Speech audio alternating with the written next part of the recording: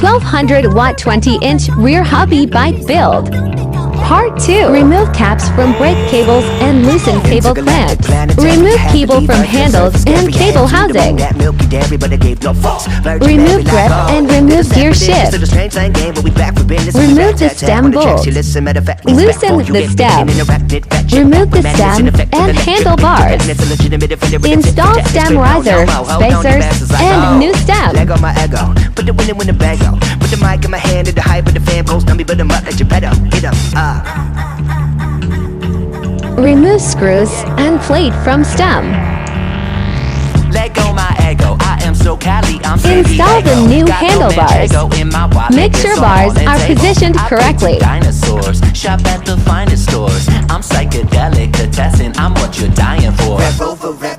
Follow us for more. Take two. You don't wanna rock with the crew. You don't wanna rock the way.